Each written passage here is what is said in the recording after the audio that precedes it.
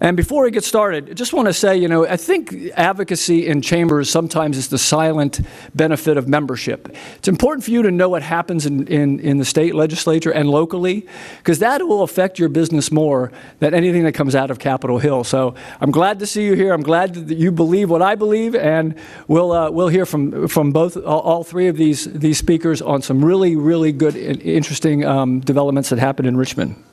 Today's program is broken into two different parts. First, we're going to have an overview from Dr. Stephen Farnsworth, and then secondly, the panel discussion with Speaker Cox and Minority Leader Sickles on business-related bills that passed, the priorities for 2020, and forecasting for the upcoming election. So our first speaker, Dr. Stephen Farnsworth, is a professor of political science and international affairs and the director of the Center of Leadership and Media Studies at the University of Mary Washington, my alma mater. Just letting that sit for a minute. And he's the author or co-author of 6 books, as well as scholarly articles on the presidency, on mass media, U.S. public opinion, and Virginia politics. His political commentary has appeared in a wide range of media outlets, including the New York Times, Washington Post, PBS, NewsHour, Politico, C-SPAN, and BBC World. Please welcome Stephen Farnsworth.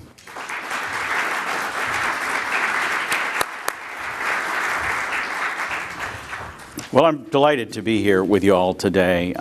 This is, of course, the 400th anniversary of Virginia's Legislative Assembly, and this last election session was clearly one for the ages.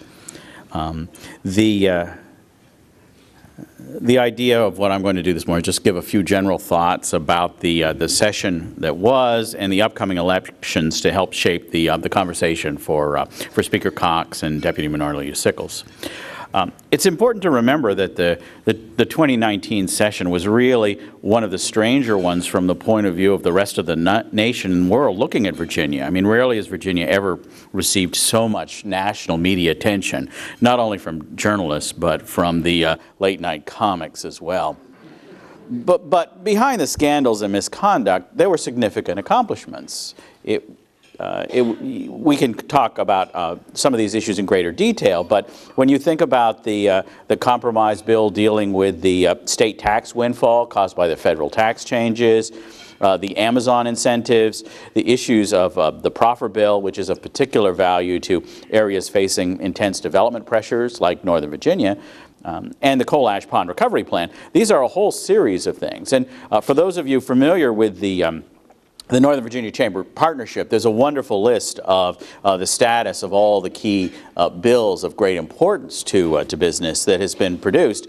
And it's a reminder, once again, of how important Richmond is to our lives. I mean, we don't necessarily always think about Virginia because there's so much national news that is part of what we consume, and never more so than in the last few years. But the reality is that these decisions that are being made by state government, by the Commonwealth, affect us in so many different ways in terms of our businesses, the job training issues. The future of our communities depends much more on state decisions than national, I would argue. Now, of course, the session really isn't over yet. I mean, we have the first veto from the governor with concealed handgun permits, and there's still some other priorities that remain to be resolved. My guess is that one of the key things that we'll know going forward is with respect to the state higher education plan. This was a major improvement in funding for higher education that is now before the governor, but does seem to be something that's going to be well received by universities, public universities, and that, of course, is the core of job training for the Commonwealth. Now, there are a few controversial issues that are likely to emerge next year, regardless of which party is in the majority. The Equal Rights Amendment, some plan for fixing Interstate 81, the issues of gaming in Virginia. I think these are all sort of hot-button issues that will be part of what happens in 2020, regardless of the decision that the voters will offer in November. And there's my personal favorite. The single most dangerous thing I encounter in life is other drivers distracted by cell phones on Interstate 95. And unfortunately, I face them all the time. So, that would be my personal favorite for something that the next legislature would deal with. There was some efforts to try to work through these issues of a ban on handheld cells in the legislative session this year, but didn't come to closure. Looking forward to the election, I think that one of the realities that comes when you have a narrowly divided legislature, and this is of course a two-seat majority for Republicans in both the House and the Senate, is a really energized election cycle. You'll have a lot of candidates running. There will be a great deal of opportunity for people to put forward their name and their policy issues, not only in the general election phase, but also in the primaries. Many places where perhaps one party has found it difficult to recruit even one person willing to run against a candidate who was an incumbent and who had the lines drawn to their advantage, you're now seeing a whole series of candidates. You have opportunities for people to make the majority stay Republican or to convert to Democrats, and that's really an energizing time for both parties. When you can taste victory or fear defeat, you'll double your efforts. And so, as we look at the elections right now, I think the challenge for the candidates on both parties and the shape of the conversation is likely to be a pretty negative one. Hopefully we'll have a civil and pleasant conversation today. I have little doubt about that. But certainly as we get closer to November, it'll be nasty. And that will be a significant challenge. It seems to me that the Republican case against the Democrats is that they are extremists who will bring chaos and embarrassment. And the evidence, of course, is the statewide election officials and their challenges, the abortion bill that the Democrats put forward and didn't have a lot of success with, and then, of course, the National Party, whose presidential candidates seem to be racing further and further to the left and potentially raising issues like reparations and a Green New Deal that are not likely to generate a lot of support among those centrist voters who decide elections. Now, for the Republicans, the Democratic case against the Republicans actually sounds a lot like this. They will say that the Republicans are extremists who will bring chaos and embarrassment. The evidence here is Trump and the Trump presidency, which is very chaotic, but it's a rule in politics, I think, that you run at least part of the time against the people you wish you were running against. And so even if Donald Trump or Governor Northam are not on the ballot, make no mistake about it, they will be part of the election conversation. There are, I think, when you think about the Democratic case against the Republicans, the key issue here is likely to be some of the issues that didn't pass in the last session, the Equal Rights Amendment, the substantial increases in the minimum wage, dealing with climate change. These may be some of the issues that motivate the Democrats, although obviously when we're talking about a state as wide-ranging and diverse as Virginia, individual races and individual places will make a difference. Now, as we look at the elections right now, and again, just a few brief comments on this before we turn to our conversation about some of the issues that, in particular, that our elected officials will present to us. There is a situation in the Senate where there are senior Republicans, particularly I'll draw your attention to Dick Black in Northern Virginia and Frank Wagner of Virginia Beach, who are retiring, and those are going to be somewhat difficult seats, perhaps, for the Republicans to retain. There are some other Republican senators in more purple districts that face energized challengers as well, and so there will be a great deal of money being solicited from all of you to help finance these campaigns, be they for Democrats or Republicans. Now, on the House, as uncertain as the Senate is, the House is even more so, in part because we're not really sure where the lines are going to be for these districts. The Supreme Court is going to hear later this month oral arguments on the question of whether or not the current lines, which are a revision from the previous lines, will be in place. And so do not underestimate how difficult this is for elected officials. These lines don't really affect us all that much here in Northern Virginia, but if you're thinking about the Richmond area and the Hampton Roads area, people are not sure who's going to be voting for them in the June primary or in the November general election until the Supreme Court rules. And so we are looking at a great deal of uncertainty. But certainly the lines that have been put forward by the courts so far are not favorable to Republicans. That there may be a few seats there that will flip just on the basis of these new lines if those new lines are retained by the Supreme Court. So you really are looking at a situation where there's a lot of uncertainty.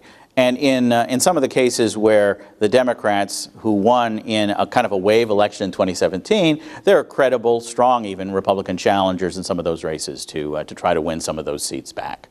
Sometimes the first election after your first victory is the difficult one. People aren't used to voting for you. And so if the Republicans are able to bring forward strong candidates in some of those districts where Democrats won unexpectedly 2 years ago, including some of the seats in Prince William, that may improve the Republicans' fortunes. Now, post-election, we'll have to see where the majorities are. My guess is that if the Democrats do end up with a majority, it'll be a long response to time in the minority. There's a lot of pent-up Democratic issues. You have to go back to the days of Doug Wilder a quarter century ago to imagine a time when the Democrats controlled all the levers of power in Virginia. And so if you think about the Democratic Party of Doug Wilder's time, and you think about the Democratic Party of today, you can see just how much pressure there might be for pent-up legislation. That's something that Democrats can use to their advantage in terms of the claims that they make. But I would argue it's also something that Republicans can use to their advantage in terms of the threat that may be posed to their vision of Virginia going forward. And so as a result, this conversation about the session past in Richmond and the election to come couldn't be happening at a better time. Well, looking forward, Mark, to the panel discussion. We're going to give some very brief remarks, because I think we probably both feel that your questions and the questions are much better. So, wow, what an interesting session. I've been there, and you mentioned Governor Wilder. I came in with Governor Wilder. So I've been there forever, 1989, and what an historic race that was.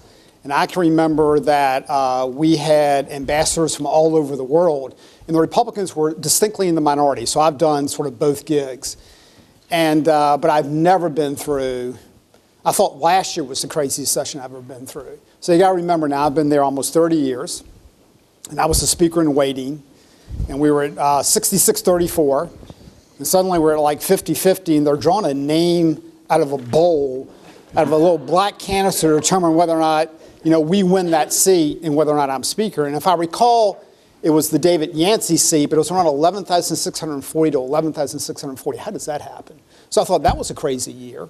Well, this year, man, it was incredibly crazy. And I'll give you a story on this. Of course, we had, the scandals with the 3 statewide, and that really came home to me when, unfortunately, I had a chimney fire. So I come home, my wife goes, gosh, this whole house is smoky, and we keep waiting, and the house just gets worse and worse. So I said, I got to call the fire department, now I'm from Colonial Heights, an incredible place, 16,000 people. When you call the local fire department in Colonial Heights, everybody in the city knows that you call the fire department, because the fire truck sits outside of your house for like 3 hours trying to put out the fire. But they were great, so they came there. In my background, I'm a 30-year school teacher. So 4 firemen come running in, and one goes, Mr. Cox, Mr. Cox. I go, Jeff. He goes, yeah, you taught me in 2004. And then he turns to the other 3 firemen and said, that guy's going to be governor. We got to make sure we do a good job. So I thought, whoa, that's sort of a bizarre session. But having said all that, and I think Mark would agree with that, I'm very proud of the session that we had. It's interesting, I had another reporter, late in the session said, Speaker Cox, I want to ask you a question, and it's on public policy, I swear. And that was sort of the frustrating part, that people didn't focus a whole lot on that. But let me just give you some really quick things that I think we did that were extremely beneficial. Of course, the big one was tax relief for the middle class. We probably had about $1 billion tax cut. That will come basically in 2 forms, $420 million in tax refunds to Virginia taxpayers later this year, 110 for individuals, 220 for couples, and obviously we're also increasing the standard deduction by about 50%. So that sort of makes up both of those pieces, and we have certain business components to that.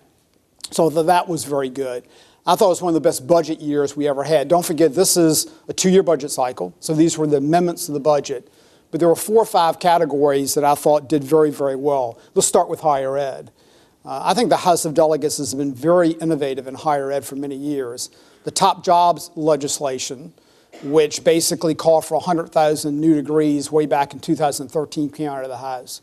The Online Virginia Network, we have about 1.1 million adult learners that started some college and never finished. And ODU and George Mason about 3 or 4 years ago stepped up with the Online Virginia Network, particularly focusing on those 1.1 million adult learners. A lot of those working moms who obviously aren't going to go to a bricks and mortar institution on Monday, Wednesday, and Friday, or Tuesday and Thursday. So that has seen great progress. We probably put around $57 million into higher ed just for that tuition piece, around $15 million for financial aid, and about $45 million to try to get colleges to keep tuition basically at the same levels as last year. And I hear a lot about this issue, obviously, from my area. The cost of tuition has gone up substantially, and a lot of parents, I have 4 boys, so you can imagine, retired school teacher, 4 boys, I'm very poor. And this was a very, very big thing, so very proud of that achievement. We've really tried to do a lot, especially in the credentialing piece, and trying to do a lot with our community colleges. And so one of the things we also did was we put about $12 million into workforce credentials, but we've really tried to emphasize, particularly in what we call sort of the new economy workforce credentials, really focusing on that credentialing in areas where there is a need and there is tremendous job growth in that area. And so that, I think, has been a real step forward. So those were some of the big things. Obviously in K-12, 5% teacher pay increase. You can talk about a lot of things you should do in K-12. The most important person in K-12 is the teacher in the classroom. If you don't have really good teachers in the classroom, nothing else works. I've been in a lot of different schools, and that's really the difference. And we've actually been able to give a pay raise 4 out of the last 6 years. So I think that's very good. A lot of you know the lottery money constitutionally is returned directly to the localities. But that has not always been returned directly to the localities. A lot of that is caught up in various textbook funding, et cetera. We're now sending about 40% of that lottery money directly back to localities, no strings attached. Very proud of that accomplishment. School safety, tremendously big issue. Last year after the Parkland shooting, I formed a bipartisan select committee on school safety. And I don't think we've done a select committee in 150 years. And a select committee takes expertise, Democrat and Republican, from all different committees and comes together and say, what can we do better in school safety? We had 24 really key recommendations. I won't go through them all, but let me give you 1 or 2 simple ones. And some of it's just common sense. We found out that our school counselors, in some cases, are spending 20% of their time, only 20% of their time, with direct student services. So what are they doing? Well, they're doing testing protocols, they're doing everything else known to man. Simple suggestion, why shouldn't they be spending 80% of their time on direct student services? And we passed that, we put money in the budget to help do that basically. Another thing is simply, once again, you would think it's common sense. When you're building a new school, doing renovations, or you're having experts come in and tell you, these are the safety things that have to be incorporated when you obviously make those either renovations or you basically build that new school. And so that was another one that we put in. 2 other quick things, and I'll sit down. Transforming our economy. I thought we had a very, very good year with the whole tech talent pipeline issue. Now, you're very blessed. I have a 30-minute speech on that. I think I bored every audience with before, so I'm going to give you like the 2-minute version. But, we really, it's really interesting, you think of Northern Virginia, and you're such a, probably in the innovation economy up here, and obviously the great jobs, whether it be Micron or Amazon, et cetera. But frankly, if you look at Virginia, we have not really done a very good job in the tech talent pipeline. We've actually had an out-migration of talent over the last 3 years for almost the first time in Virginia history. So what can we do more in that space? So we did several things. I thought the Amazon package was one of the more creative packages we've ever done, but it just wasn't Amazon. If you think of that package, it was about $550 million worth of incentives after certain performance goals were met. But the thing that Amazon will tell you that probably sold that package to them was the higher ed component. And for example, we had a tech talent pipeline build this year that committed by 2039, we will have an additional 25,000 computer science degrees. And that's not just 1 or 2 universities. That's universities across the spectrum. I put a bill I call the IPPA bill. They're institutional performance agreements, really trying to get universities, and they're doing a much better job of this, to get out of their silos. They've got to work together, whether it be research, whether it is just connecting with businesses, finding out what degrees really are necessary, whether they be in healthcare or IT, data analytics, et cetera. So what's an IPPA? It basically is a voluntary agreement with a university where they lay out what they're going to do to control cost.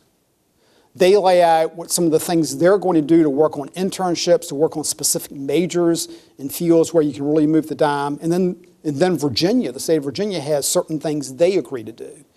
You don't try to boil the ocean with it. You don't try to accomplish everything, but you try to really focus in on those areas. We now have 6 universities that are very interested in doing that. So I think that's going to be very transformative. So very happy about that. And finally, you always have, those are all the good things. And frankly, I think we kill some bad bills. And that's obviously the job of the legislature too. And we'll probably talk about some of these. We had a bill basically to do away with the right to work law, which I think is fairly essential to Virginia business. And that bill was killed. We had, not exactly, we sort of had a Green New Deal bill ourselves that sort of would eliminate fossil fuels by 2021, so we killed that bill also. So you probably are always going to have bills like that. I'm going to conclude with this. I would say that on certain issues, we work very well on both sides of the aisle, and that's what you're there to do. I have more and more people tell me, you're there to get results. And I will say the reason why state government is more important in Washington is 2 or 3 reasons. And I couldn't agree more, is we have a much more direct effect on your life. We just flat get more done. And we're not going to agree on everything. I don't think you want us to agree on everything. I mean, you got to have certain core beliefs. You're obviously going to have some disagreements on things. But I would say for the most part on a lot of these issues, we do a very good job of working together and getting a lot of good things passed. So I think Virginia has a lot to be proud of. We're bumping up on the 400th anniversary. And representative democracy, the whole arc of history passed through Virginia. So we have a real obligation as citizen legislatures, I think, to continue 400 great years. So with that, I will turn it over to my distinguished colleague, Delegate Sickles, who had a much shorter trip than me today to get here.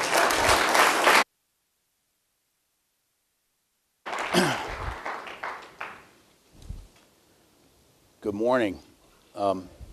As the speaker said, I mean, there's hardly anything he said here you can disagree with. We really did have the great fortune of $1.2 billion to spend in the middle of a budget year on important priorities for the state and for Northern Virginia. and I apologize for my remarks. I didn't start writing these until the Pittsburgh Penguins were ahead in the game. Like I said, it was horrible. We had such a good game going, all of a sudden we just collapsed. Anybody see that? It was just awful. So, you know, it's worse to lose to the Penguins than almost anybody else.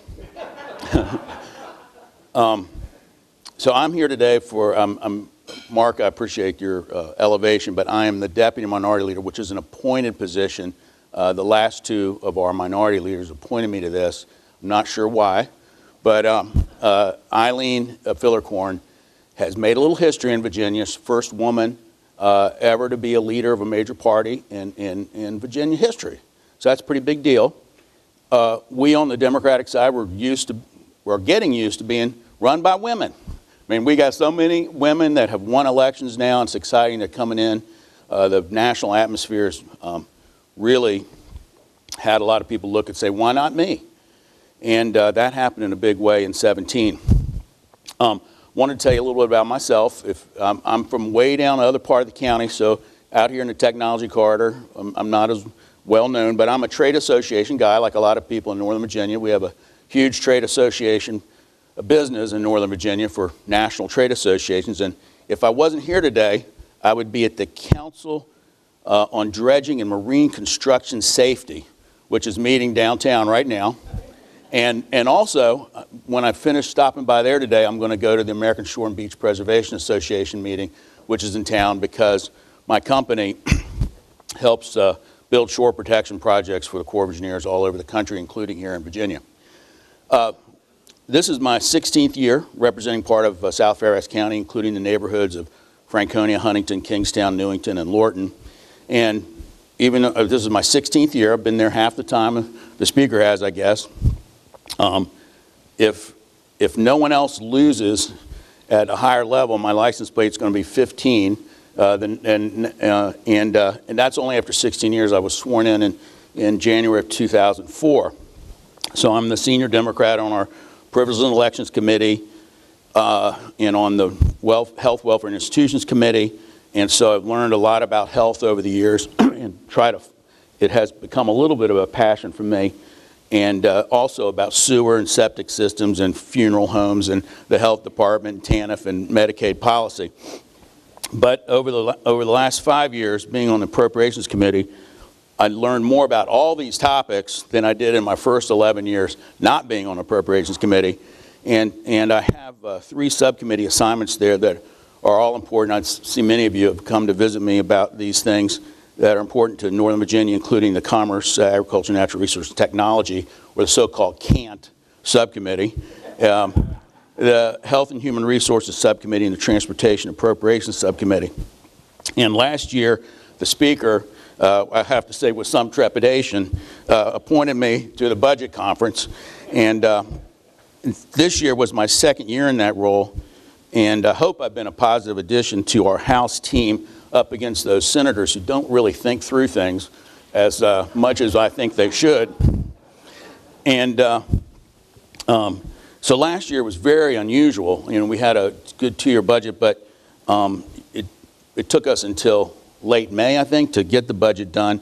And it was kind of a miracle of sorts, and it wasn't a typical conference committee, but we did, for the first time, provide health care, routine health care for childless adults who earn under 138% of poverty. And so that kicked in January, a couple months ago. So for 2 months, 12 days, and soon to be 13 days when you go to bed tonight, a lot of Virginians have routine health care for the first time. So the speaker was consequential in that advance, and for that I will always be grateful.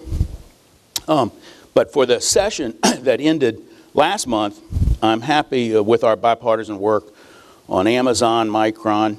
I'm thankful that the federal government has returned to its spendthrift ways, especially boosting defense spending in a major way that's been great for our economy. The Wayfair internet sales tax decision has produced an unanticipated revenues that led to that $1.2 billion that we had to spend.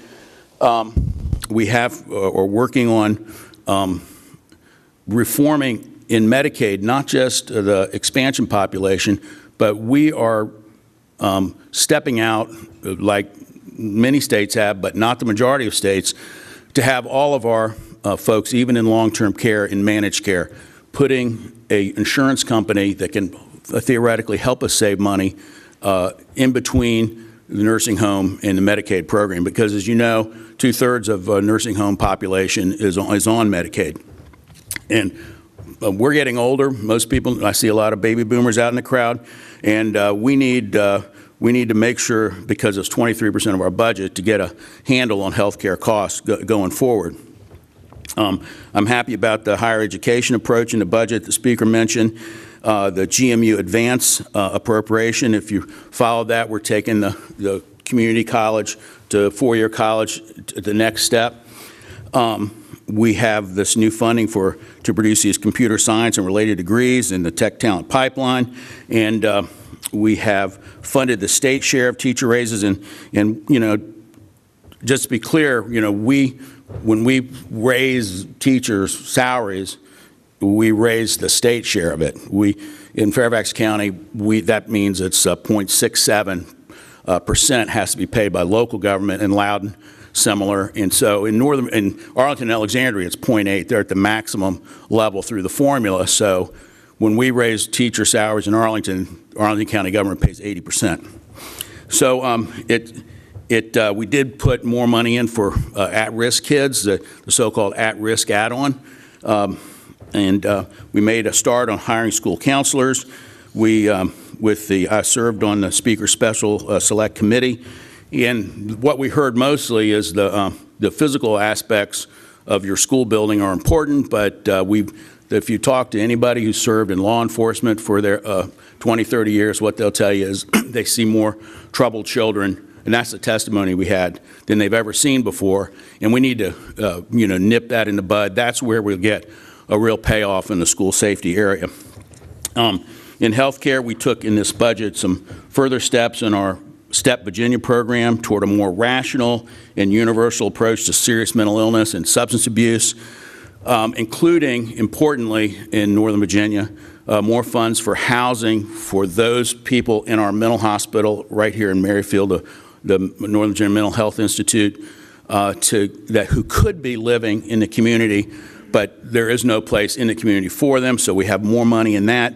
There were some in the underlying budget. We put $5 million more in for that in this midterm, and we passed, surprisingly, a nonpartisan redistricting constitutional amendment that if we pass in the same exact, it's a different approach. I encourage you to read up on it.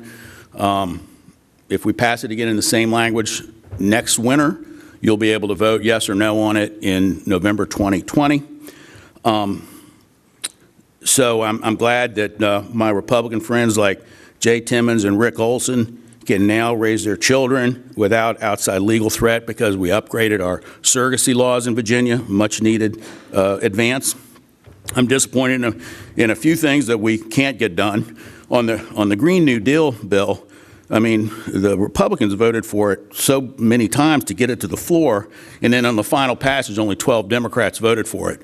So it was too aggressive. We had a version that would have been just a renewable portfolio standard that we had offered as an amendment, but that was not allowed to be voted on. So only 12 Democrats voted for that bill, which was extreme in that form. So there are politics out there.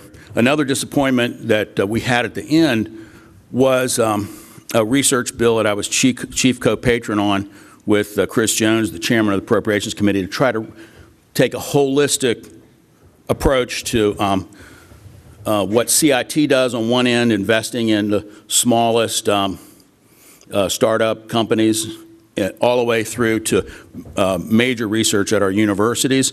And it's controversial up here. There folks, probably a lot of CIT supporters in the audience, that thought that maybe that would be a downgrade for them, or they'd be encompassed in something that they should be leading. So we're going to try to work on that, but over the next year, so that we can have a more uniform and balanced approach, and actually have Richmond pay more attention to what's been going on up here. The CIT has got a remarkable success rate, but it's not funded real well. In their GAP program is like $3.5 million.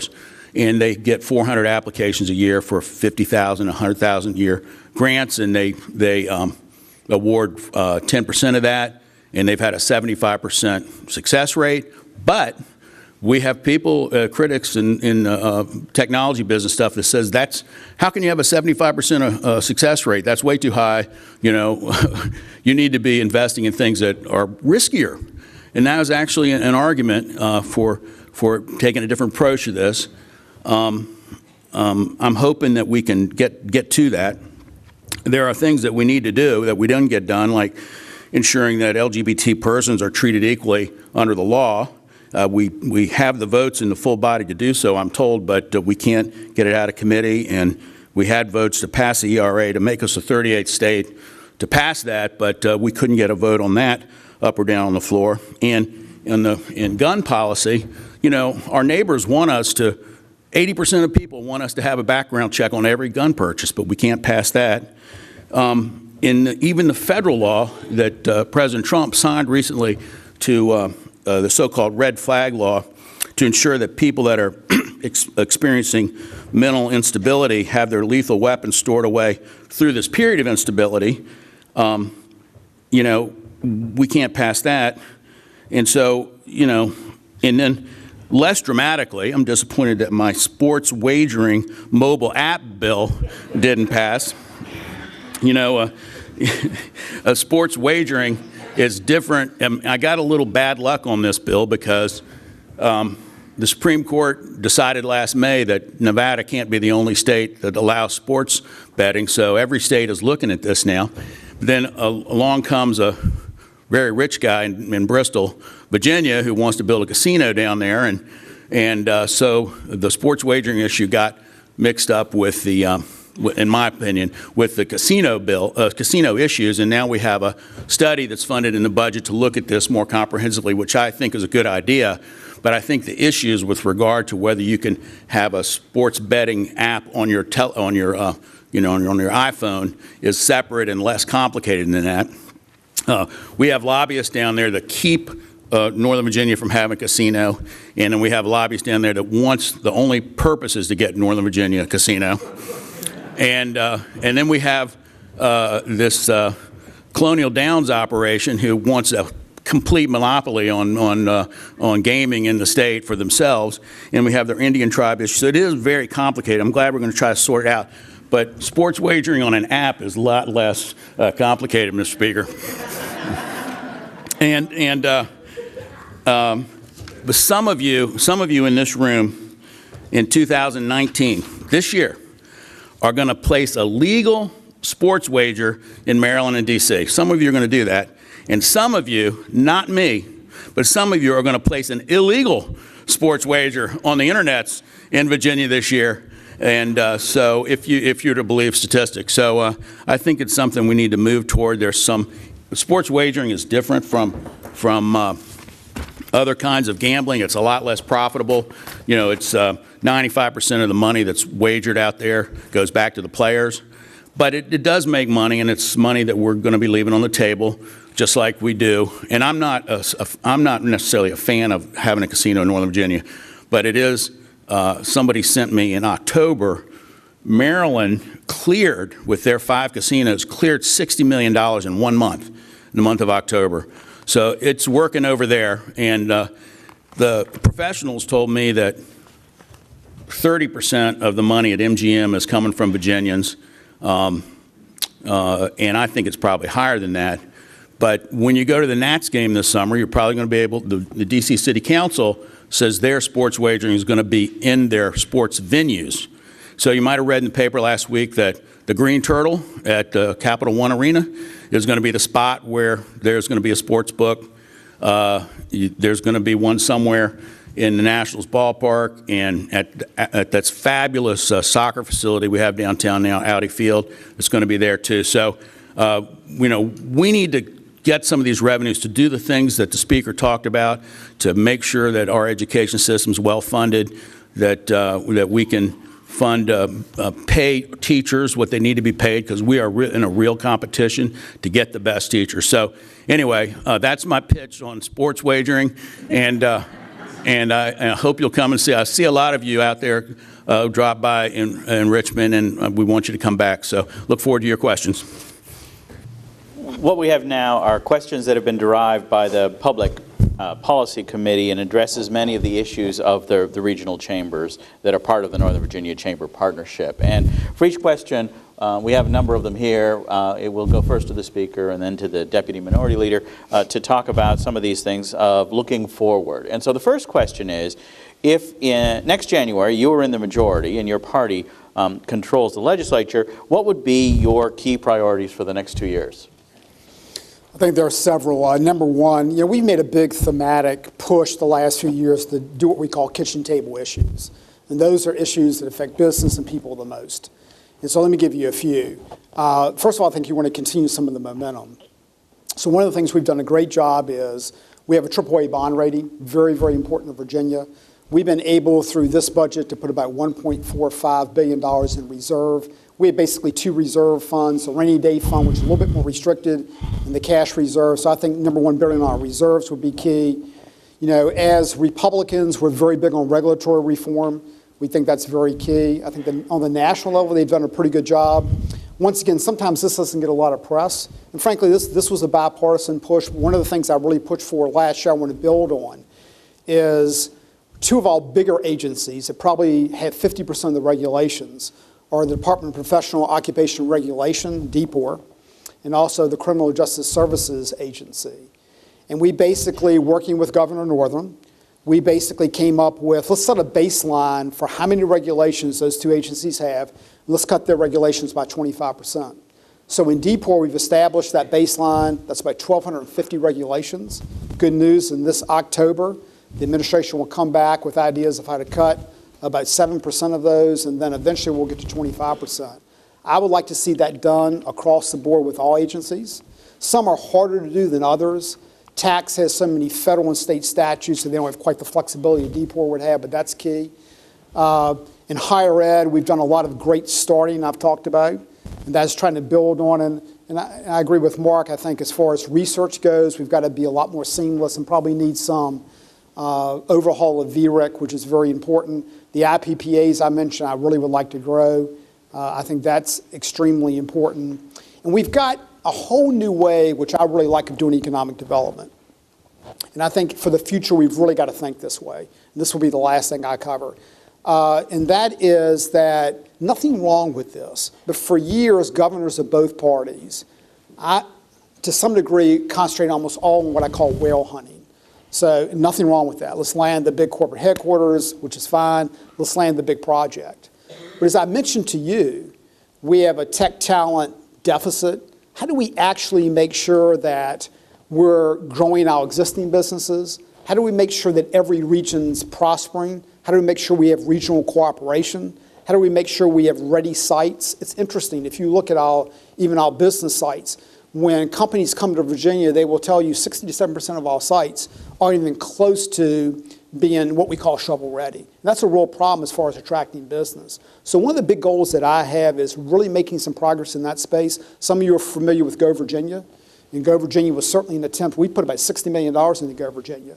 But Go Virginia was an attempt to get regions and statewide to work together. And let me give you a quick non-Northern Virginia example, because I think this is a really good one. I have heard forever that we need to get middle school and high school engaged in more CTE, career and tech programs. They need to be more innovative as far as what they're doing on the middle school level, and nothing ever happens. So I'm at Go Virginia yesterday, and they do this fascinating program that Danville Community College is spearheading with a lot of public schools and a lot of businesses. And very simply, they're taking 14 middle schools eventually, right now 5 in the pilot, about 1,000 students. And they're emphasizing laboratory schools, they're dealing with welding, they're dealing with mechatronics. And these kids are absolutely on fire with what they're doing. One of the guys told me, you should really go see what they're doing down there. The Go Virginia plan for Danville is basically advanced manufacturing. That's sort of one of their goals. And so a lot of these credentialing that these kids are eventually going to get are in those areas. And so it's a fascinating concept. Under Go Virginia, it must be a one-for-one match. And generally that match has to have some business buy-in.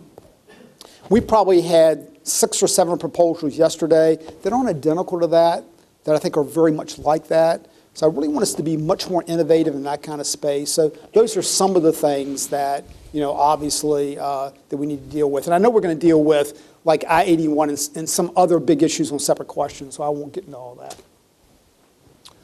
Well, I certainly agree with the speaker that the biggest overarching issue for Virginia is trying to wean ourselves from overdependence on the federal government. Now, I said I'm glad the sequester that hurt us is kind of over, and the defense spending has started out and has been reinvigorated the last year or so, and that's shown up in our economy, the #1 state dependent on defense spending. And but we need to get in a position so we're not as we'll take that, but we need to get in a position so that we're not as vulnerable as we are to that. And all these things that the speaker talked about, I support. I think they're good ideas. If we were to take control, I hope we keep all of that going and grow on it. I mean, this Go Virginia idea is relatively new. I understand the concept behind it. But I also remember during the Obama years, one investment, Solyndra, that went bad can be really bad in the media for things that can go wrong. So we got to be careful what you do with this and how we're spending the taxpayers' money. As far as our basic infrastructure, we took $102 million of Northern Virginia Transportation Authority's money last year to pay for Metro. We have got to make that a priority to put that back. We couldn't even get $35 million of it back on a hotel tax that none of us in this room pay, unless you're bringing people in for a wedding or something. And I certainly pay them in my business travel in every other state. And at a minimum, we need to get that back, but we need to get the whole $102 million back. Thankfully, we passed that the major transportation bill that's proven so helpful to Northern Virginia in 2013. I have not received any negative feedback from that, so we need to keep working on our transportation infrastructure. We need to make sure every at-risk 4-year-old in the state has pre-K education. We have a program that was developed in our budget process before I got there, called the Virginia Preschool Initiative. It's never really functioned well, and partly because you know, the school systems are so stressed doing K through 12, and we have, you know, Loudoun County. Does Loudoun County have a kindergarten yet? And they were trying to, having kindergarten in Loudoun County has been an issue itself, and so adding on pre-K is an issue. Now, there, for Fairfax County people and Arlington and Alexandria folks, the total cap is 0.5, whereas instead of having a 0.8, it's so from my perspective, it really irritates me that we leave money on the table in Fairfax County by not taking all of our slots. So, you know, there's it's really, there's 100,000 4-year-olds in Virginia every year. 25,000 of them approximately need help so they can go to school and kindergarten at the same level as everybody else, and we're not getting all of them, so that'll be a focus. You know, we need to compete better for the best teachers, and part of that, I think, would be looking at the formula, the school funding formula. Very difficult to do, and we are rich up here and considered rich. Fairfax County pays 25% of all the income taxes raised in the Commonwealth just by itself. And so we don't get a lot of sympathy in Richmond sometimes. But we need to have a poverty factor in the formula that recognizes that we have 54,000 kids in Fairfax County's 190,000 member school district that qualify for free and reduced lunch. And so we really need to take a look at that. Criminal justice reform is an issue that a lot of our members want to get at. I mean, a lot of conservative states are going and doing things to reduce all these costs in our criminal justice system, and actually the unfairness of a lot of it. We haven't done as much in that area as we could. We're spending $200 million now on health care for our prison population in Virginia. And I had a bill for the administration this year that would allow the parole board to consider, not to give, to consider someone with a terminal illness to be taken out of the prison system, and we could not get that out of our Courts of Justice Committee. People that are terminally ill, not only would it be compassionate, but save a lot of money. We need to look into these things. And of course, I mentioned the equality agenda is, you know, we're behind on that. And it's a pro-business, really a pro-business function. A lot of your companies have protections for your employees. And Northrop Grumman has been a great leader in this area, and many of your other companies and the big law firms. But we can't even get employment protections for our own state employees passed. So there's a pent-up demand in the public, and there will be common sense, we would consider common sense, gun safety regulations, just minimal things, that nothing that's not supported by 60, 70, 80% of the public. So we support everyone's right who is mentally stable and is not a criminal to have firearms. But what we have now is not satisfactory. So those are some things that we will work on if we were in the majority. Well, we can't have a conversation about the legislature in Northern Virginia without a question on transportation.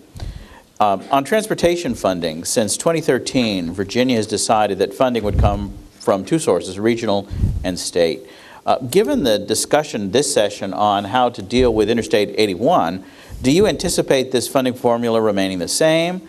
If so, why? If you see a redesign of that formula, why would you pursue that?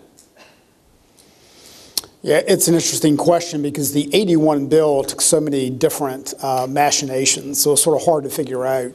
First of all, they tried sort of a regional approach. And so they were looking at mainly doing tolling and tolling the corridor. Remember, probably the unique thing to 81 is it is both a road for incredible commercial traffic and obviously just everyday commuters. But not only that, think of how long that corridor is. So you have so many different delegates and senators that represent that corridor. Some areas of 81 have already been greatly improved. So you had 1 or 2 delegates that faced a situation where if you tolled it, they wouldn't see hardly any result from that for years. So obviously, some of the trucking associations and other associations came out against that. And so then it was interesting, towards the end of the session, we had more of a statewide approach. And that statewide approach was increasing the diesel fuel tax and I think the registration fee. That was interesting because, and Mark can probably speak to this better than I can, but they got a little pushback from some of the regions that frankly said, to your point, Dr. Farnsworth, that when you sort of go back to the big transportation bill that we passed, it had both a statewide component and a regional component.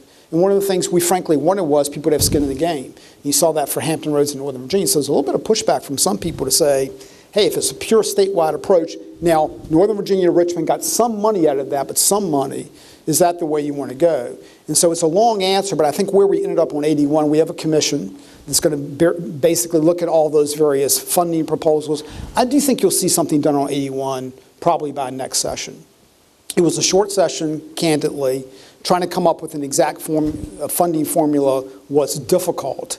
But I do think people really see sort of the necessity for that. There's probably not a bigger issue we face in transportation funding. So my guess is there'll probably be some kind of hybrid approach where there'll be a state piece and probably be a regional piece where there's some skin in the game. The statewide piece will probably affect not just those in that corridor, but probably have some funding for some other regions. My guess is that's how it will end up, but it's always hard to tell.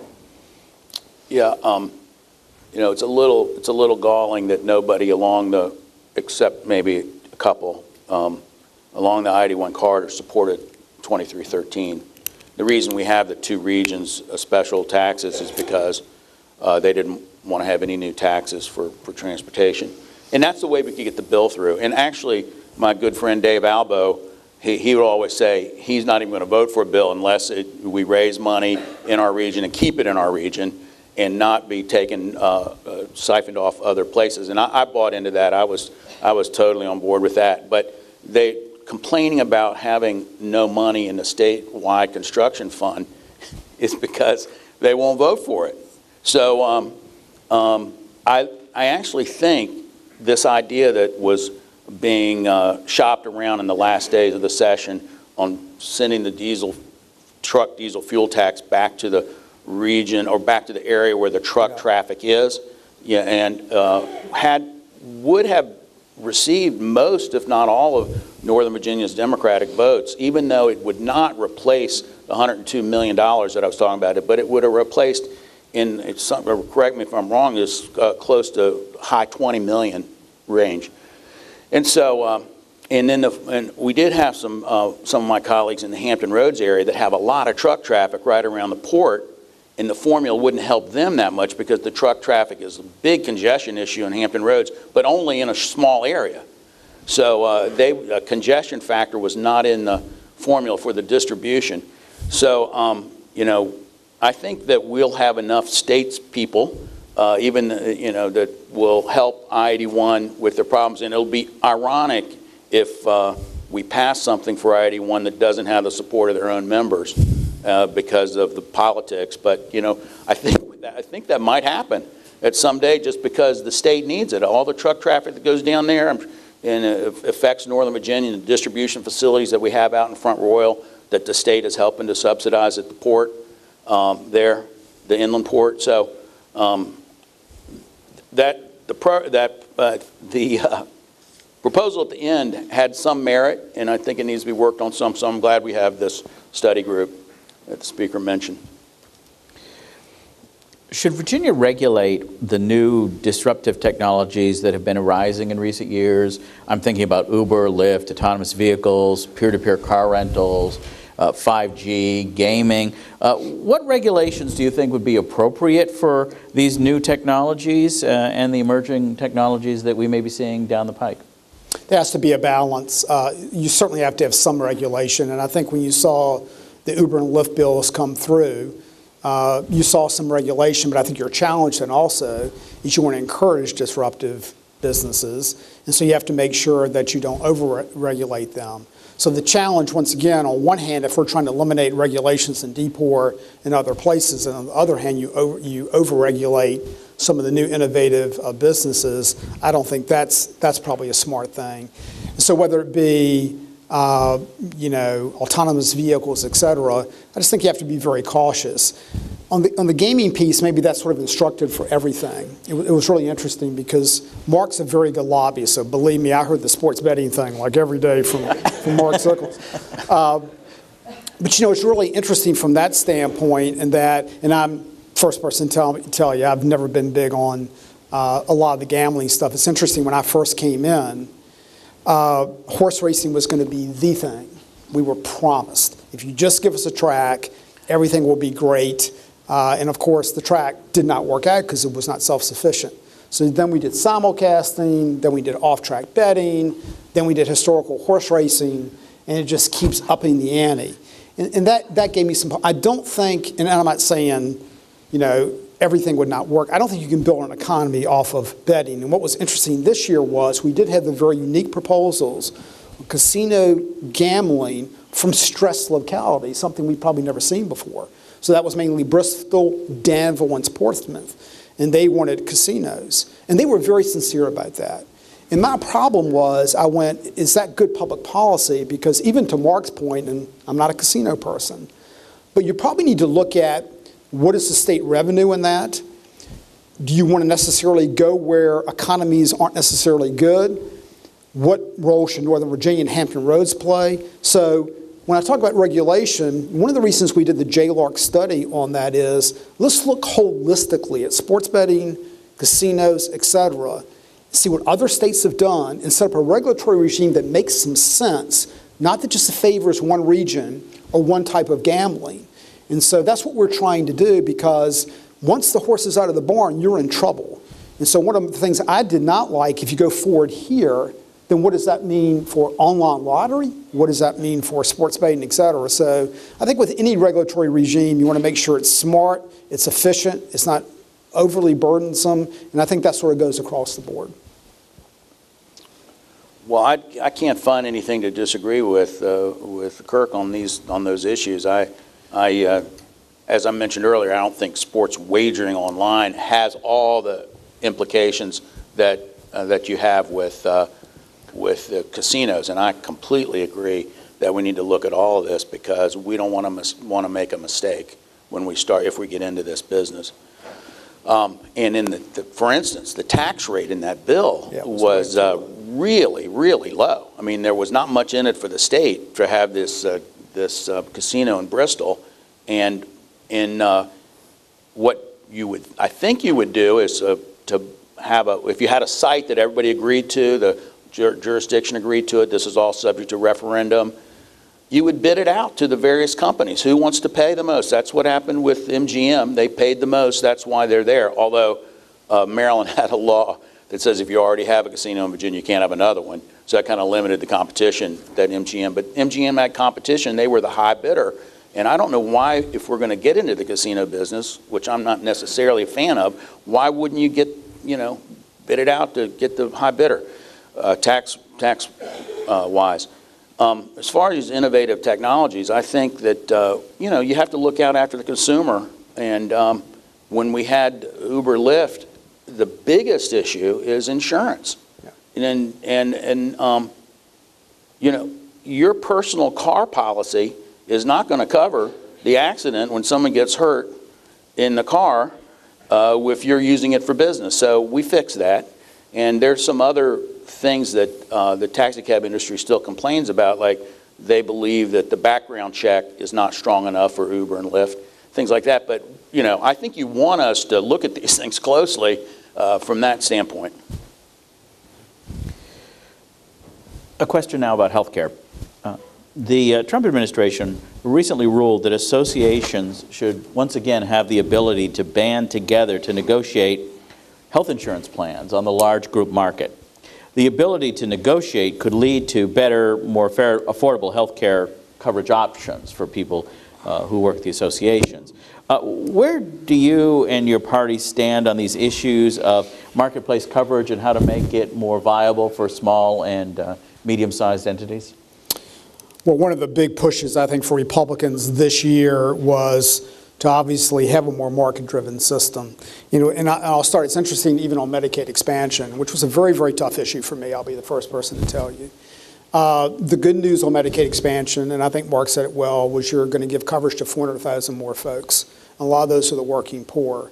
However, our Medicaid system has had a lot of cost overruns. It's been a system that has been our biggest budget driver for the last few years. And that was very, very tough for me. And one of the 3 or 4 things I insisted on were work and education requirements. One of the things, don't forget, on Medicaid expansion is that the federal government's supposed to fund it 90% and the state fund it 10%. And my fear was that as time went on and they're looking for money, that 90-10 match goes away. So one of the things we insisted on, there'd be a kill switch. If they're not going to fund it at 90%, we're not going to do it. I think the other component, which I'm getting to your question, is how can we build some market reforms in? We tried to do a little bit in that bill, but for example, to your point on sort of trade associations, Tony Wilt put a bill in, HB 2443, that would allow trade associations to offer group health insurance plans for their members. So that bill obviously mirrored what the administration was attempting to do. One of the problems was, at least what we heard was, our Virginia Department of Labor was sort of dragging their feet on that particular proposal. That bill passed both the House and the Senate. You had some other fairly innovative bill. Roxanne Robinson put a bill in that dealt with catastrophic health care plans, low-cost plans, especially for folks in their 20s. You know, I have 4 boys, and it's really interesting. I mean, those types of plans would play very well for them. And so that was one that also, I think, passed both the House and Senate. The other probably big health care reform was Kathy Byron put a right to shop, what we call sort of a shared savings bill in. And that's simply, you know, obviously if you go to the hospital and get an MRI, it's going to be probably fairly expensive. If you get one from your local imaging center, it's going to be a lot less expensive. And this basically will allow you to share that savings with insurance companies. So there were probably, I named 3. My guess is there were 10 or 12 bills this year. They were pretty innovative as far as the marketplace goes. And obviously Republicans pushed a lot of those, so that was something that was a big emphasis for us. Well, there is one association insurance plan, at least one, on the governor's desk right now, and he's thinking about what to do with it. Some of our associations, like the automobile dealers, the bankers, they act as brokers for their industry, that they can go and buy policies through them. This has been a standard procedure. In the case of the realtors, you know, each individual agent is not an employee of Long & Foster or RE/MAX or whatever. They're independent contractors. And they really would like to see this bill now. And just in the last 72 hours have come to talk to me about it. The problem that if you need to look at this from a societal standpoint, and what happens to your insurance pool and what happens to your premiums when you take people out of the market. Now, if there's anyone in the insurance industry here that will tell you this, you know, once you start taking healthy people and have adverse selection out of the pool, everybody else's rates go up.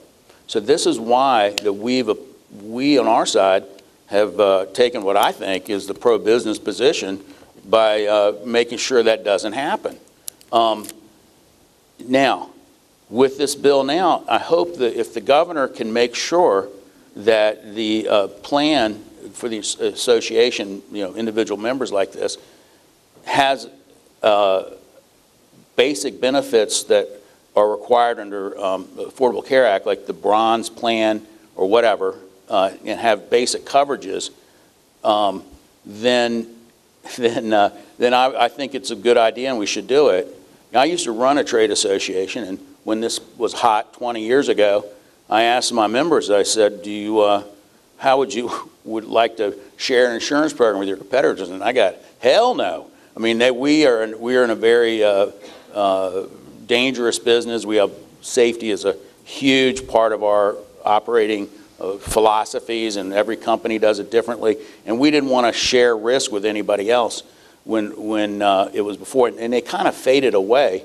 I think companies could get good group rates anyway without having this, this ability. So I'm all for it if it doesn't wreck our markets and make everybody else's insurance go up. We have to have young people, we old folks, we have to have young people participating in insurance, because even though they're not going to use all the benefits now, when they get to be our age, they're going to need young people to support them. I mean, this is a societal issue, and we can't be chopping away at the insurance markets, and that's, so I hope whatever the governor does with the bills is wise, and maybe we can improve the individual market, which is a problem. And one thing that I wish that business would give us some direction on, and we had it in the underlying 2-year budget, is a study of reinsurance and the so-called 1332 waiver, some of you may be familiar with. Other states have done it, and you take the worst cases out and you insure them separately out of the pool, and the federal government will help you subsidize doing that because they also benefit from it. But to get a 10% reduction in individual rates, it would cost the state $80 million. And, but the benefits would be small business overall, but we haven't had business really coming to ask us for it. The governor hasn't, and the General Assembly hasn't. They've done it in Maryland. Care First, which has 10% of the market up here, our Blue Cross Blue Shield operator, has been very active in getting Maryland to do this, and they claim they have really good results over there. So it's something to study and give us feedback on. In the time that we have left, we're going to use questions that have come to us from the audience. First question, what is Virginia doing about the opioid crisis? What should Virginia be doing about the opioid crisis? Yeah, Virginia probably, I think over the last 2 or 3 years has had, probably 12 or 15 different bills that I think deal with doctors prescribing, deal with a whole host of things. I'll give you an example locally, which I think is a great example. My local sheriff, Carl Leonard, basically what he has done, he's instituted something called the HART program. And what we did, which we often do in the budget, is we basically call for 4 models after the HART program. But what he does basically is when a person comes into the Chesterfield County Jail, he has a whole series of wraparound services for them. He contracts with community services boards, et cetera, et cetera, et cetera, and he makes sure those folks get immediate help. And it's almost all of those that have, some type of heroin or opioid problem. What is interesting about this concept is when that person leaves the jail, they can actually come back to his jail whenever they want to. So in other words, they feel like they have to reuse, it's 12 o'clock at night, they will have a deputy pick them up and actually bring them back. One of the things we're trying to do is, and Chesterfield's a suburban locality, so we basically are running 3 other pilots across the state, one in a rural jurisdiction, one in even a more urban jurisdiction, et cetera, sort of see, can they come up with a similar model and then take that model statewide? Obviously, housing is the big piece, and we've done some in that. We did some in that in the budget, Mark. But that's sort of the next big piece, I think, for a lot of those folks. But we've done, like I said, I think Todd Pillion, especially who's a pediatric dentist in Southwest Virginia, has done a whole lot, about even doctors, et cetera, when they're prescribing. And, I was a big sports guy, obviously did a lot of coaching, et cetera, and a lot of the stories you hear are just over-prescribing. So there have been some pretty, I think, decent legislation that's been passed on the opioid crisis. I don't really have anything to add to that. There's so many bills I can't even that we've done on this, including the beefing up the prescription monitoring program, and even with veterinarian medicine that was being abused. We've done so much on this issue in the last 2 years that I hope we'll see results from it soon. I mean, it's a huge issue, obviously. Another audience question.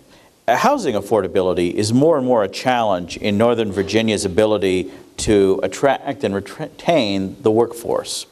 What can the General Assembly do to address this challenge? Yeah, I think generally you have, and that's one of the big issues every year, especially on affordable housing. And do you remember the dollar figure we put in this year? You're a conference, so you should remember this. So, no. But I think we ended up putting, some fairly decent money in rapid rehousing, affordable housing. We've tried to do especially that for the veterans population. I think that's a pretty big key. That was money. There was some money, obviously, in the governor's budget for that. So the Assembly did that. And you obviously have that issue also when you have an Amazon or a Micron move in, and what are you going to do on that various fronts. We have, I think, had a pretty good record the last few years on what we've tried to do in a lot of that transitional housing in the General Assembly. We put, I think it's somewhere underneath 10 million into the Housing Trust Fund, which is used to leverage other private funds. So you can get 100 million out of a million or something like that. And obviously we do need to do that. Housing is a big issue up here, workforce housing.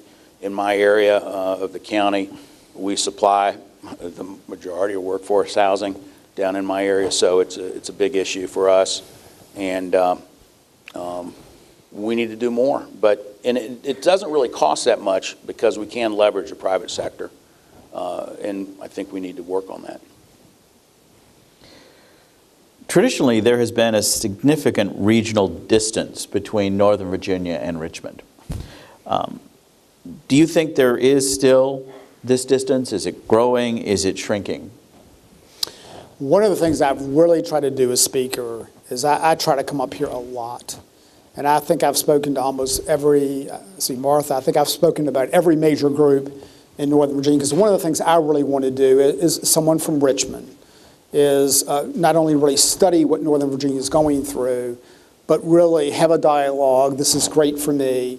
And to try to really look at those issues. Some that are unique to Northern Virginia, some that are really not unique. Probably they're a little bit more of a problem in Northern Virginia.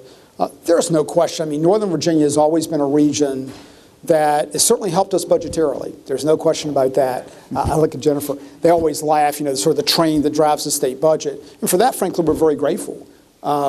Northern Virginia has generally been very innovative, whether it be in research. Mark and I were talking about Go Virginia.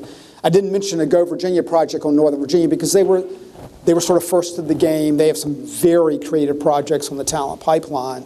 And that's very instructive for us, because what that allows us to do is to use some of those in the veteran space. You've done some tremendous stuff. So, but there's no question. I mean, you're always going to have, Republican and Democratic differences. You're going to have regional differences. And it's just the reality of life. And I think for delegates maybe to talk to each other, sort of explain those a little bit. I-81 was a great question because how it affected all the various different regions. So I think the lesson for us is to really try to, this is why I think Go Virginia is good. Remember, 50% of the Go Virginia projects are not regional projects. They are statewide projects.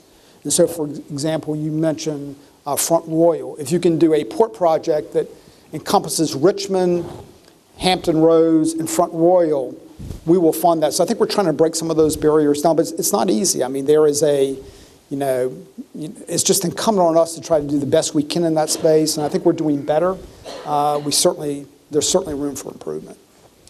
I agree. We are trying hard with the Tech Talent Pipeline initiatives and this big initiative to help attract Amazon here. That's not part of the MOU, but is part of our strategy to get them. It's going to transform inside the Beltway, Northern Virginia, both at the Arlington campus of George Mason and this new campus in Alexandria. So I'm really excited about that. We do need to catch up. It is bothersome that we've, as the speaker said, lost talent, lost engineers that have graduated from our schools to other states. There's a high market for it. Of course, again, the defense budget is going to help keep some of those here in the state. So we just need to keep at it and make it a priority. There's a lot of priorities to do. We have 3,000 families on a priority waiting list for services that have disabled and intellectually and developmentally disabled children, and we have to, and that's paid for half by the federal government, half by us. And it's expensive, but it's worth it, and it's keeping folks out of institutions. That's what the parents want to keep their children at home, and we've got a lot of work to do there. So that's not, that's not your question, but it's just an example of ways that we're torn with a limited amount of money on things we can do, but we have to make workforce development a top priority. I mean, it really, if you look at the hot cities in the United States, workforce is the only issue, really. It's not the tax. You know, GE moved from Connecticut to Boston, where Boston has enormously famous housing issues. You know, the price of housing there is out of sight. And, but people want to be where there's other smart people or there's other people with graduate degrees and have that mix. And I've spent a little time in Cambridge, Massachusetts. It's an incredible place. And we're trying to create some of that. We didn't mention this, but you know, the Innova personalized medicine initiative up here, and the Carilion Virginia Tech med school and partnership in Roanoke, which is changing that region fundamentally. And now we've, I think probably because of our chairman, have one in a new one in Hampton Roads now that I think Delegate Jones wanted to get in on some of this action. So he's created one that's going to have EVMS, UVA, and the hospitals in Hampton Roads join together so they can get in on the bioscience research. You know, there's a whole area that we have not done as well as our states to the north and south. We do have a better business environment and can steal them, but Maryland has the talent. This is their industry, and they have the folks that people want to hire along the 270 corridor. And so we're trying to get part of that, obviously.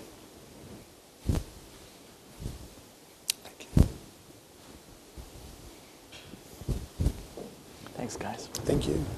Okay, to be respectful of your time, I think we'll call it a day. Let's give our panelists a round of applause, please.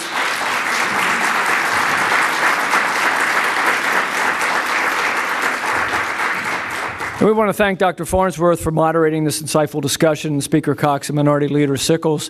Thank you for sharing the results of your hard work and what we can expect going forward. Thank you all for being here, and have a great business day.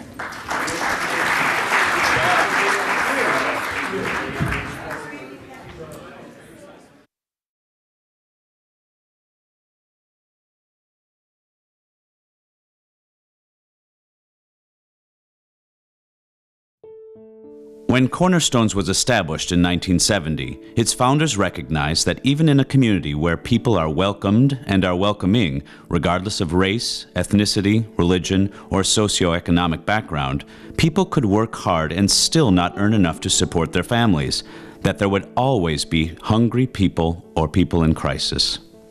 Many in our community are just one unexpected life event away from living in their car or on a friend's couch or on the street. No one plans on being homeless. My life before, I was the owner of a big pharmacy in Washington, D.C. In August of 2010, I discovered an embezzlement of several $1 million. And by the summer of 2014, I have lost everything. The house and my business. We have yet to leave the house in Great Falls. And in October 4th of 2014, we entered the Embry Riker Center. My first impression was a surprise. It was a pleasant surprise. The people were very, very nice. I got a nice welcome. And we got a nice room. And my biggest surprise was the food. There was a kitchen with 4 ladies cooking fresh food 3 times a day. And my biggest pleasant surprise was my case manager. He provided a lot of love and psychological support, and he explained to me all the services that Cornerstone is providing for the homeless people. Our comprehensive programs provide stability to people in times of crisis, resources that promote empowerment for moving forward, and hope for the future. At Cornerstones, we meet people wherever they are, without judgment. Now I have my home. My daughter, she's in school, she's very good. She's gonna go university. My husband good, job working. Now I'm thinking to go to university, to finish my university, and to find good job after that. Providing stability is only the first step. Where Cornerstones is different from other organizations is in providing the gift of time and resources that continue after the immediate crisis has passed. Cornerstones empowers people to take the next step in what is often a longer journey to well-being through their own hard work and the tenacious support of Cornerstone staff, volunteers, and partners. And we see the difference that makes every day.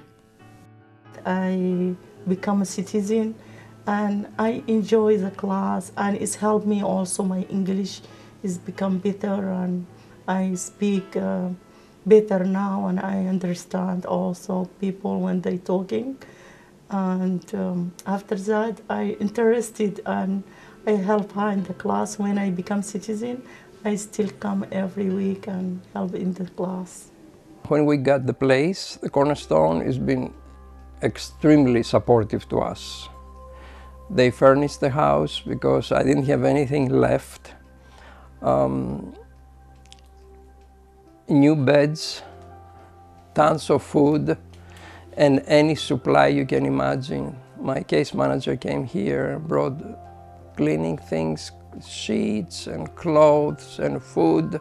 So the ladies came here, they fixed everything for us, so it was an easy and very pleasant transition from the shelter to this place. And I'm very appreciative.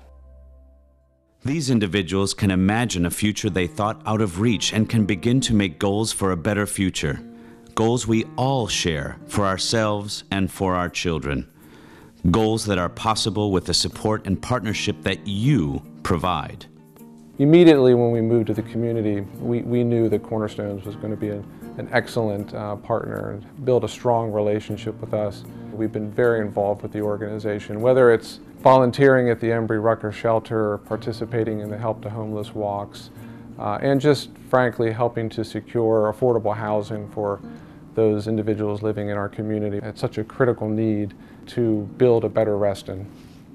Cornerstones is proud of the role we play as a participant, convener, interconnector, and advocate, bringing people and sectors together to solve some of our region's most challenging problems. Our readiness program for job seekers has been adopted countywide, and with our business leaders, we're defining the skill sets needed for our current and future workforce. With Reston's Opportunity Neighborhood Initiative, Cornerstones is working along with our partners to see that all children thrive in a healthy start in life and are prepared to excel in school and career. And true to Cornerstone's founders, we believe that our job is to end homelessness, not just manage it, by developing housing that is affordable for people over their entire lifetime. Together with our partners, we have reduced homelessness in Fairfax County by 47%. We remain firmly rooted in the Reston community goals handed down by its founder. We apply the value that all may live, work, play, and serve in the many areas which Cornerstones operates today. Cornerstone, it's a very, very important organization. Based on my experience, is providing a tremendous help to needy people. And I cannot express in words how appreciative I am for what Cornerstone has provided for me and my son. And most of all is, besides again all the material things we get, is the love and the attention we get from the case management.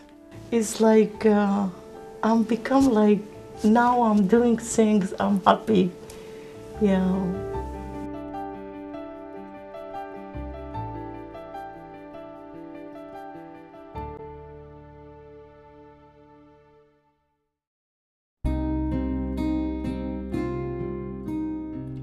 It was a long process to get the diagnosis. We still don't know exactly what type of dementia it is. Nobody was surprised, but we both felt like a weight had been lifted off our shoulders because we didn't have to pretend anymore that everything was okay, because we all knew it wasn't. Getting to a point where we couldn't leave her home all the time alone. She was still pretty mobile and still pretty active, but it just didn't feel comfortable. The saddest thing to me at this point is how a relationship under these circumstances goes from companionship to caregiving. And that is such a loss. You know, you have to live with that one every day. Being a spouse of somebody with dementia is very, very lonely. Very lonely. Because you have this partner you've shared, you know, everything with your whole life, and now you can't even talk about what you're going to do tomorrow. So when we first got this diagnosis, I was all about, what am I going to do? How am I going to handle it? How am I going to adapt? But it's really different when it's all on your shoulders, all of it. And you don't have someone to talk to about it. I said, okay, two things for me. I want to make sure Bob's happy, and I want to make sure he's stress-free. And really, Insight has done both of those things. I have looked in quite a few major cities. Nobody has anything like this. We've pretty much decided to stay in this area mainly because you all are here. And you provide us with more than we can ask for. Insight seemed to offer something that was exactly what we're looking for, and be able to help her maintain the cognitive condition that she already had without losing it faster. He really feels that there's a meaning to his day, you know, there's a reason to get up for his day. What I tell people is, it makes him happy. He loves to be here. It has brought out the best in him, and that, to me, that's the bottom line. She's here with other people, she's very active. I understand she's the life of the party here. And she's happy. It's been really nice for him. He comes here, he's stimulated, he's still very social, he's making friends. It's been good for him. I suspect that as Bonnie's disease progresses, Insight will become more and more important to us as a place for her to be safe and sound and feel secure. According to his neurologist, because Bob asks this question every time we go to see him, why do I need to be in this center? And he said, because you're stable, Bob.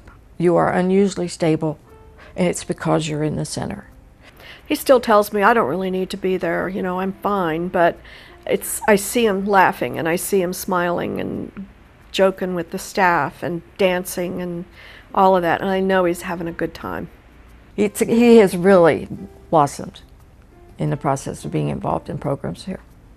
How do I say this? I've gotten support I never knew I really needed. I have now a place that as things get worse, which they will, I know that people know me, I know that people know him.